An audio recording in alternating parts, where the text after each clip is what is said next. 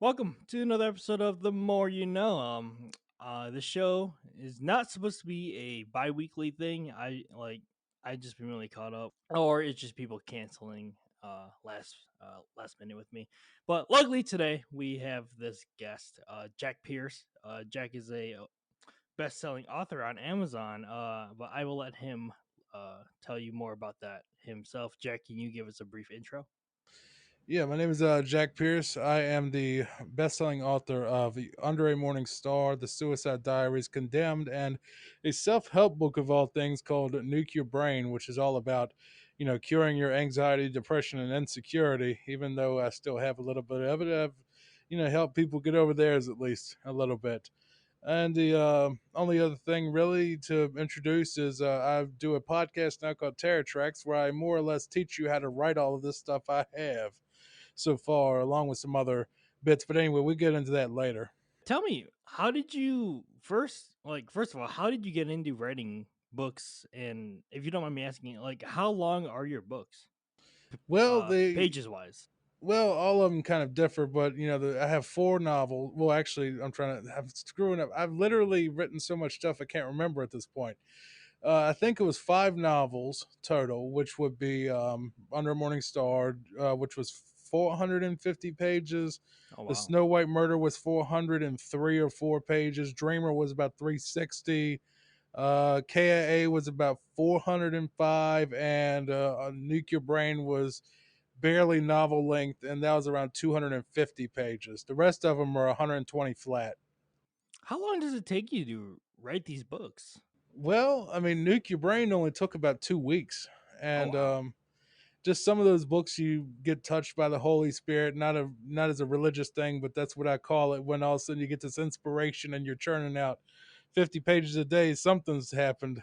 Some type of a divine intervention doesn't happen apparently, but that happened. Or Under a Morning Star was my first one, and some days I could crank out 20 pages, some days I couldn't crank out one, but it depends. I mean, Under a Morning Star was my first, and but it was written between March 2018 and released in June 2018.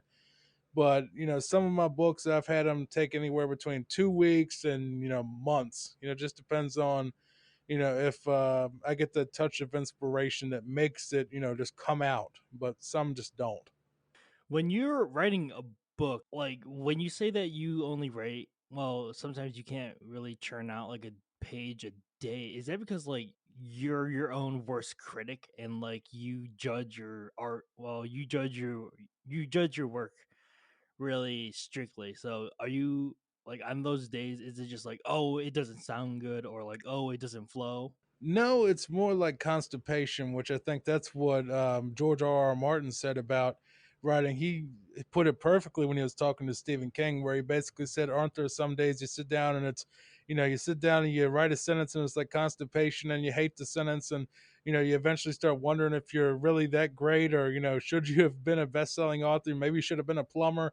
That's writer's block for me. I'm the same exact way. It just happens, and it really is like constipation. You want to write something, but nothing comes out, no matter what you do.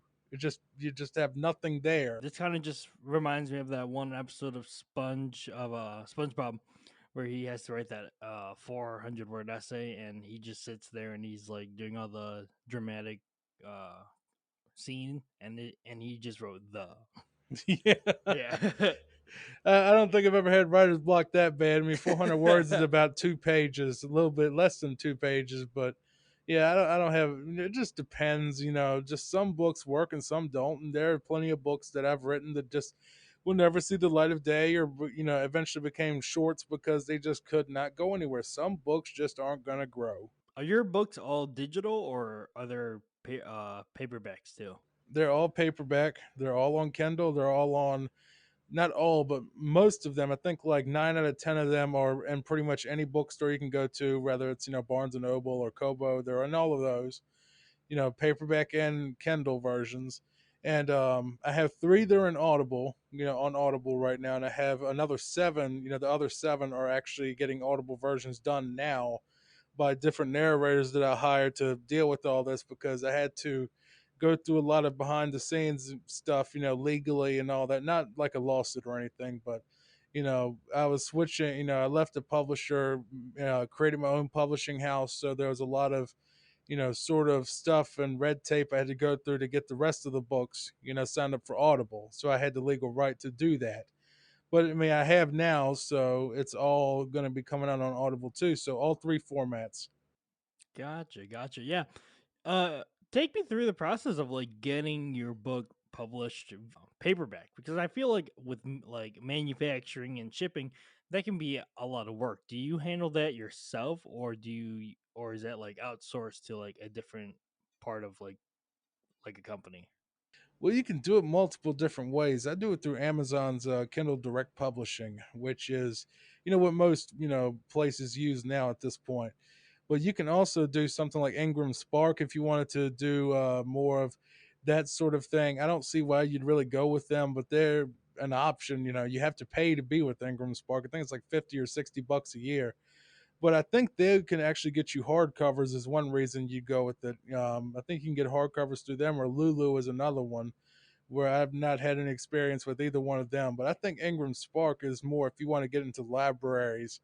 I mean, it will still put you on Amazon, but you have to go through more different hoops. With Amazon, it's really turnkey. It's basically, you put your manuscript up there, tell it what size trim you want. You upload a cover file that you get from your uh, graphic artist that you hire. Hopefully you hired a good one, and you get them to just upload all the stuff they want, and you hit okay, and Amazon will print your book and ship it and all of that, and they'll even send it to if you order, any of my books on barnesandnoble.com, Amazon will, still print the book and ship it to you, but it'll be, maybe have a Barnes and Noble label on it or something, but it'll still be, created, shipped, by Amazon itself. So they distribute the book to all these different bookstores. The paperback version they do. For the Kindle versions, you have to go through something like Drafted Digital, which I think is the best one just because it's so much simpler than something like Smashwords, which I've heard you have to read like a 350-page book just to know how to format for Hmm. Smashwords, which I don't understand why. But yeah, that's pretty much the whole process. I know that was kind of long, but there you have it. Ian Malcolm, there you have it. That sounds like a very strenuous process. How are the margins if you're just having Amazon basically do all of like the printing, the shipping, and the distribution really of it? It depends on what you price your book at, but average, I'd say on a $20 paperback, I might make $6. Oh, that's not bad. That's not bad, no. That's not too bad. You're not really losing anything from it No, no, because you're not you don't have to losing pay for nothing. it, do you? No, no, no. Okay. It just comes out of your end of the royalty, basically. I forget the exact equation. You can look it up on, on Google, but it's sort of this weird equation of basically, you take your list price and you cut the paperback cost, cost to produce where 450 pages would be about $6. You take that and then you take 60% of what's after that. So whatever 60% of 14 is what I would get is the rough idea. But this, they kind of put it in all sorts of ways. Basically, it's $6 is what I'd get. But a Kindle version, I get 70% of the cover price. So if it's whatever 70% of 9.99 is, so around six something, because like 6.99, I guess is what I would get, or whatever 70% of That's not bad at all because yeah, like that's kind of income that's coming through like for the rest like for the rest of your life, yeah, which is yeah, pretty cool. yeah. Do you know the statistics of people that are buying digital versus paperbacks? I think that it's really that's a hard one because it depends on your genre. But I think paperback has actually went up about 15% Oh in the wow. last year or two, like sales wise from what it was. But when it comes to Kindle, I really don't know. But I know that when you look at the market share, Kindle is by far the most, bought. Like, that's and if you really think about it from a reader's perspective, Kindles cost what, 40 or $50 now during Black Friday. And, kids that want a smartphone, little kids, 5, 6, whatever, kids that want like a little smartphone or a game thing, you just give them a cheap tablet and the $40 Kindle, and if they break it, you just buy another one. You know what I mean? Yeah, So I same. think almost everybody has a Kindle, and if they don't have a Kindle, they can read it on their phone with the Kindle app, or they can read it on their iPad with the Kindle app, or I mean, it's really all Kindle now. And I've heard people ask me about this, and I just ask them, I'm just like, when's the last time you even heard the word Nook, which is Barnes and Noble's Kindle? When's the last time you even heard of a Nook? I ain't I heard of one I since. completely forgot about Nook until you just Exactly. said See, it. that nobody has one. I mean, if they do have one, that I'm sure the Nook has a Kindle app on it too. So I'm sure it does. I just, Barnes and Noble, they used to be like the king of it before Amazon, and I still like Barnes and Noble, but really, I mean, in my sales, it's Amazon or nothing anyway. But I'm still Hmm. wide just because I know that people have been having a lot of, um, what do you call it? They've been having issues, morally, at least with the way that Amazon treats their workers, which we're not Yeah. going to get into because that's drama, I guess. I Hmm. don't know if it'll be drama, but it might be political. But anyway, Amazon isn't doing what, some people just want to boycott Amazon, so you have to give them that option. And, in return, the only thing I really lose is I don't get my books in Kindle Unlimited, which I've never really had that much success with anyway. I never really was getting like, thousands of page reads a month from that anyway. So it's better just to go and be everywhere versus just be on Amazon and have a service that's great for some folks, but it doesn't, do nothing for me really. It hasn't, Yeah. I haven't seen any enough benefit to say no, I'm not going to go to these other sites. So Yeah, that's definitely interesting because I feel like physical books are kind of going out of style from what I thought. Because, like, if you think about the newspaper, like, who really mhm. reads like a physical newspaper now when you can just get everything on your phone? So that's how I kind of figured paperbacks were going to be, but I guess they are pretty popular still, No, a which lot is of people still enjoy having a physical copy of something, mainly because, I can understand it when it comes to books, at least, in some ways or another, because I buy, a paperback of all of my books just to have them. I think, the Kindle is a much better format, but at the same time, if you're going to be spending, 15 bucks on a book versus $10 for the ebook version, I think it would be better just to get the paperback because you never know. Amazon might go bankrupt one day. There's a lot of companies that were huge that, aren't around they are around, but they're, kind of irrelevant today. I mean, look at Yahoo. Like, who uses Yahoo now versus Google? that's true. Big Lots was big at one point, but who, not Big Lots, what's it called? Overstock. No one uses Overstock anymore. All these alternatives to Amazon that were competition at some point, they're just not anymore. So who knows? There might be some big conglomerate, maybe Walmart and somebody merge, and next thing you know, they're bigger than Amazon. So it's better to have physical copies of anything you can get, even though it takes up physical space. Because if Amazon goes down, your books are gone unless you downloaded them. That definitely makes sense. Take me through, like, I feel like this is an obvious answer to this question, but like, what is kind of like the ranking system for Amazon when it comes to like ranking your books in like the searches? Because you did say that you did have a few, like, I believe you said eight number books that were number one on Amazon. So Mm, how does that ranking really work? Is it all like search engine optimization, or is it mixed with like the the amount of purchases plus the amount of reviews that the book has? I don't think reviews has anything to do with the actual algorithm, so we can just take that out of the way. Okay. And honestly, I think reviews don't mean anything to commercial success anyway, because in my experience, at least, I've had books that had, a lot of reviews, and Amazon will, ban accounts that they think are like spamming, other products, like not my product, but if you review too many things in a day or in a week or whatever, Amazon might, take away your reviewing privileges, so those reviews get wiped. And you really can't tell how many reviews something really has anyway. And there's a lot of different, what do you call it, different products that have fake reviews that people get from, like, I don't know, some website that will eventually get them banned on Amazon. So I just don't really think reviews matter that much unless you're looking for sort of like a general consensus on a product. But I wouldn't take reviews to heart, or even a review amount as a commercial measuring stick, really. Yeah, Um, that is true because everyone has kind of like their own preferences when it comes to books. So yeah, what one person may not like in a book, some person could love. So that makes sense.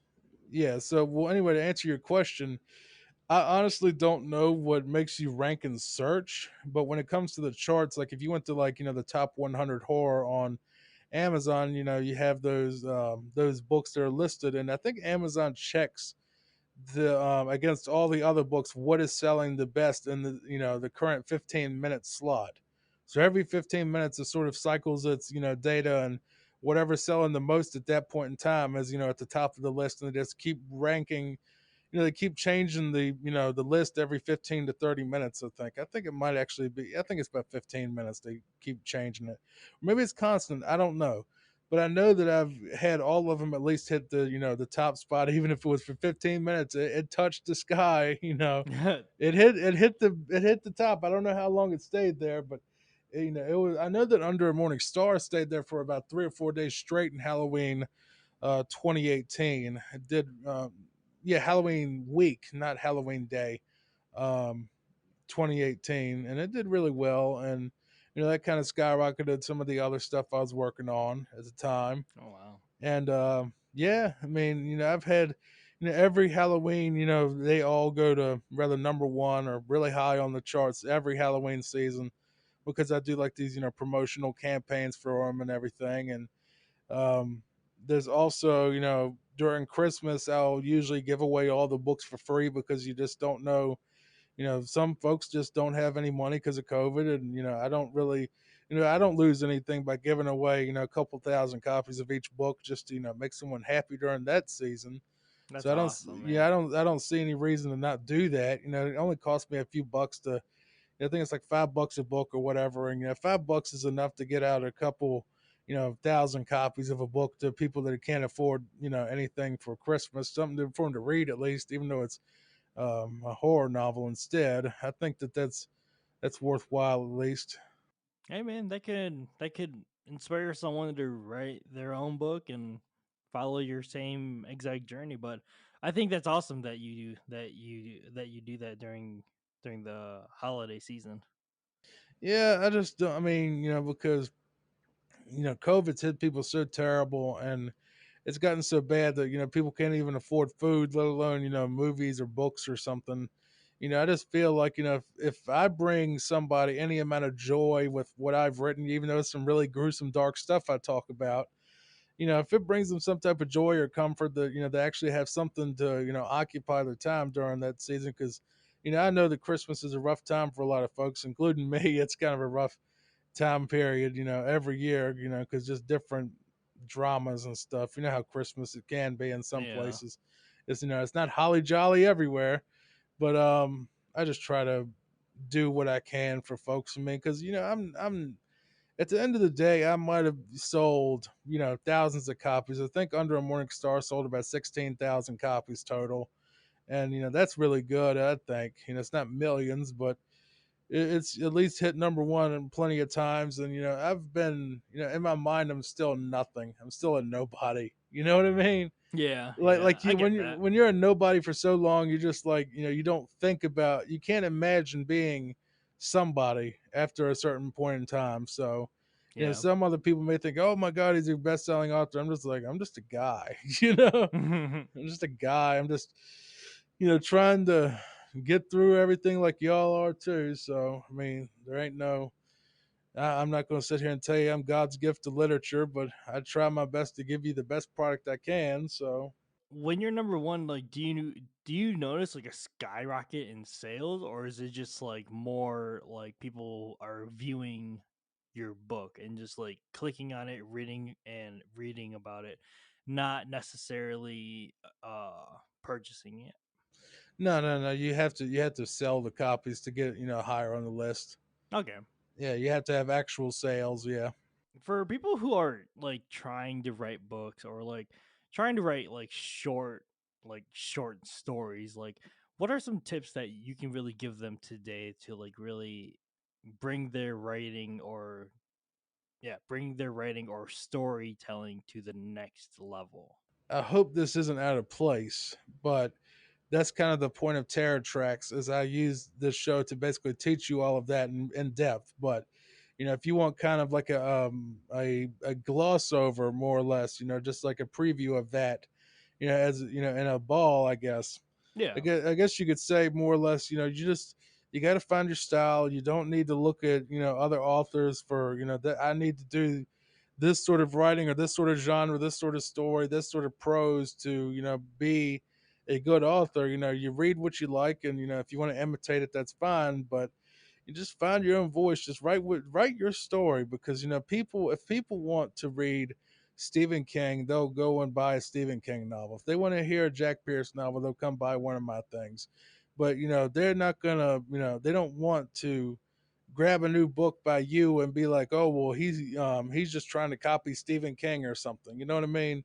Yeah. They want to hear your story, not someone else's story. So I mean, no, I'm not saying that you can't write about a killer clown or something. You can do that if you want. I don't care. No one, it'll be fine. But my point is, you need to find your own voice and find your own way, because none of the rules you'll ever hear in writing amount to anything, because they're just suggestions, really. And anybody that tells you have to do this, that, and the other, or your book is crap, don't listen to that, because I'm sure that their book is crap and they're just projecting. But you That's know true. that's just I've been burned by that, and I don't mean to be negative on your show, but I've brought Oh no, this you're up a good. lot. There are so many writing channels on YouTube, and I'm not going to name anybody because I don't want to ruffle any feathers with those people. But they'll write these little clickbaity videos and stuff like 10 words you have to cut out of your novel, or if you do this you'll be a bestseller, or how to write your fight scenes better. Oh, dude. Don't listen to that.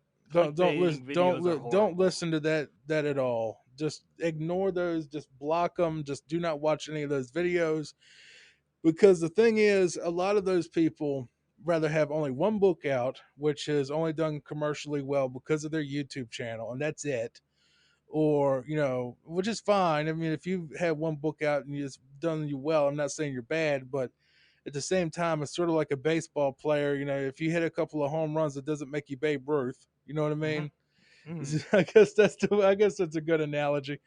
Um, but and I'm not Babe Ruth either, and neither is Stephen King. But the point is, you don't listen to somebody else tell you how to write your own art. Imagine if if everyone's art was the same or followed these rules, and all paintings would be fruit bowls still, fruit and Bob Ross paintings, as wonderful as they are, but that would be all you had if there were rules to art. And the only thing I could say would be a hard and fast rule with art, in my opinion at least, is try to do the best story that you can, and more or less, try to keep your grammar at least up to spec. You don't have to make it perfect, but I always, when I'm writing, I always keep in mind that I may have the most anal English teacher on earth that I had in 10th grade, which is, like ages ago at this point.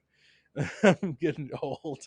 Um, I don't, because I'm 32 now, and I was in 10th grade in 2005, so that makes it 16 years ago. Was the last time I saw her, but she was an author, and she was the most anal English teacher of all time. And I swear, if she saw one of my books, she would give it a 1-star review.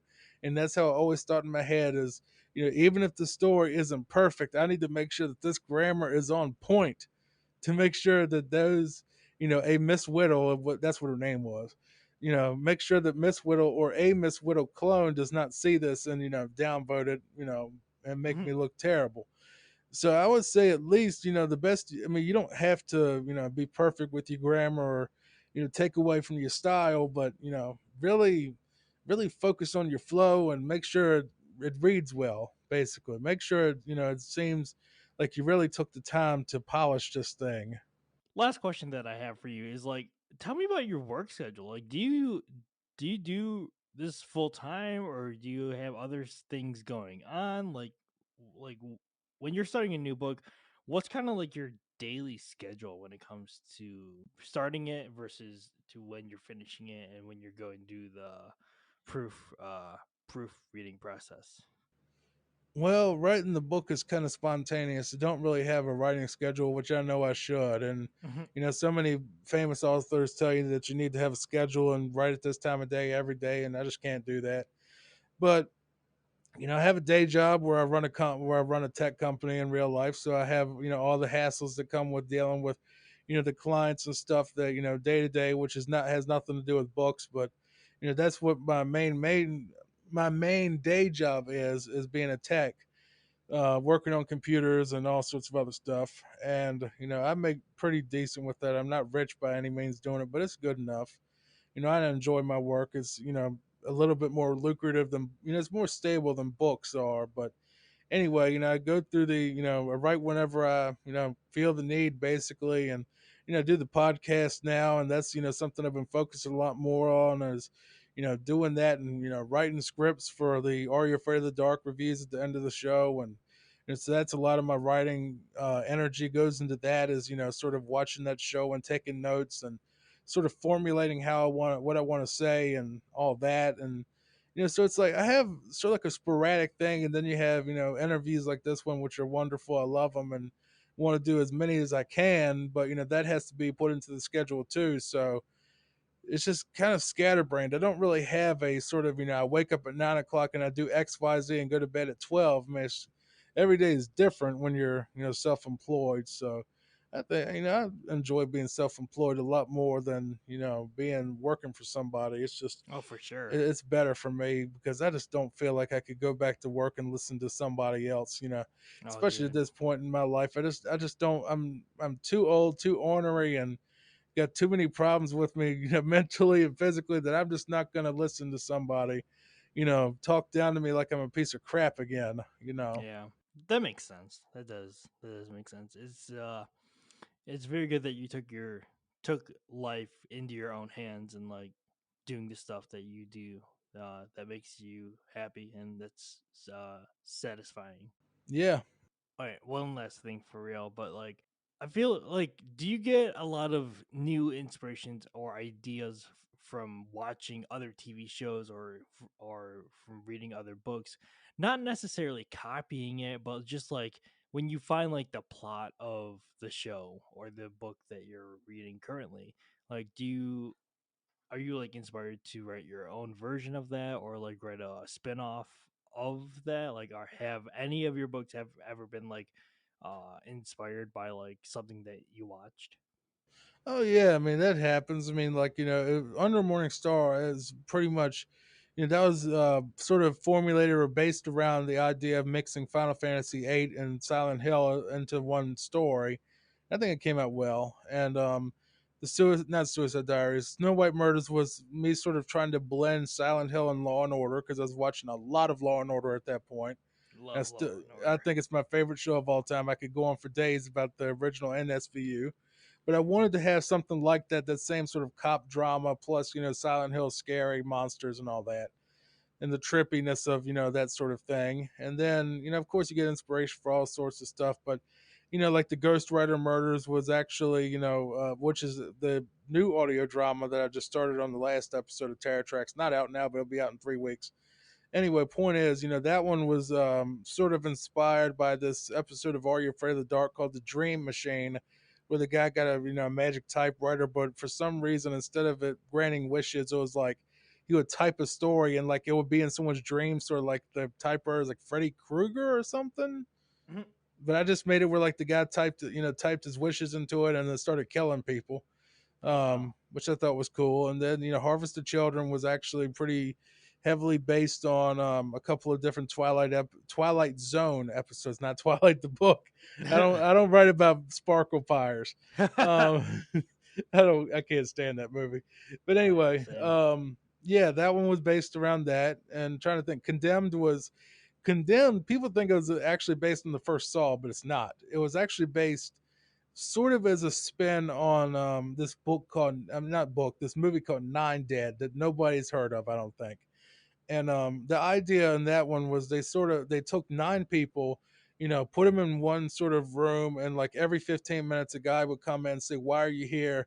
And if they didn't have an answer, he'd shoot somebody. And that's how that movie turned out. Well, in my version, I basically took the idea of taking four people. You had to figure out why they were all connected, but they wouldn't get killed. They would just have to, figure it out in 8 hours. So it's sort of like it escalates over each hour to trying to uncover why are they all there, and if they don't, succeed, the room will be gassed and they'll just die in there. Interesting, interesting. So it's sort of like a spin on the Saw sort of thing, but there are plenty of other, I mean, you get inspiration from all over the place, but you never outright plagiarize anything, because if you watch Nine Dead then read Condemned, you'll see they're completely different stories that aren't remotely similar narrative wise or twist wise or anything. But I mean, yeah, you'll just watch them and say, you know what, I like that, I want to write something in that same sort of style. And I'm sure Stephen King had a lot of his books that were inspired by other stuff that he was watching, or like everyone talks about, like their favorite TV shows and stuff like that, and they base their later art on those sort of things. I think that's what everyone does, but they say no story is original, but I try my best to make them original, as original as I can. Yeah. But I don't think we have enough time to go into the rest of them. But anyway, you get the point that a lot of my books have been inspired by other work, but definitely not copied or even remotely plagiarized in any way from them.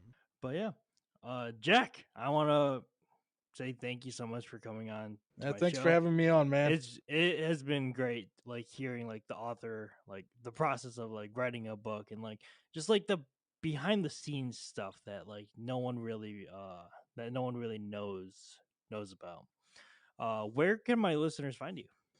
Go to terrortracks.com. That's TRAX.com/listen, and you'll see a link to all my social media, all my everything, really.